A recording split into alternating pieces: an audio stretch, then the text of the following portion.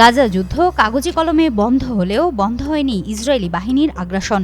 চুক্তি লঙ্ঘন করে অবরুদ্ধ উপত্যকায় একের পর এক হামলা চালিয়ে যাচ্ছে দেশটি। ফলে বিশ্ব রাজনীতিতে যুদ্ধবিরতি চুক্তি কাগজে কলমে কার্যকর হলেও বাস্তবে তা কতটা মানা হচ্ছে এ নিয়ে নানা প্রশ্ন উঠছে আন্তর্জাতিক মহলে।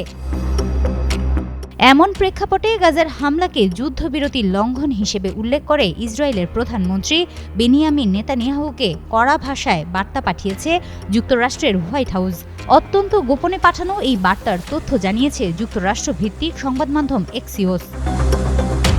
রান্নায় আমার ভালোবাসা Jamuna gas stove. Jamuna gas stove, আধুনিক, নিরাপদ ও দীর্ঘস্থায়ী। এক্সিওসের প্রতিবেদনে বলা হয়, সম্প্রতি গাজা নগরীতে ইসরায়েলের চালানো এক বিমান হামলায় হামাসের সামরিক শাখার উপকমান্ডার রায়েদ সাদ নিহত হওয়ার পরই হোয়াইট হাউস ওই বার্তা পাঠায়। ওই হামলায় আরও ৩ জন নিহত হন।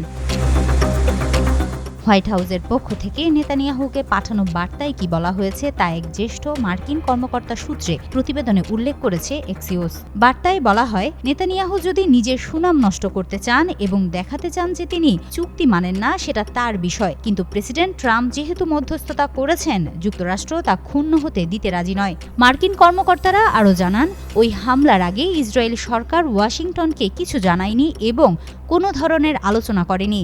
এর আগে গাজায় যুদ্ধবিরতি চুক্তির মধ্যস্থতা করেছিলেন মার্কিন প্রেসিডেন্ট ডোনাল্ড ট্রাম্প।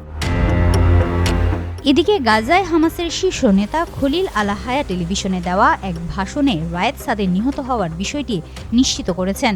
তিনি বলেন, যুদ্ধবিরতির পরও ইসরায়েল ধারাবাহিকভাবে হামলা চালিয়ে যাচ্ছে।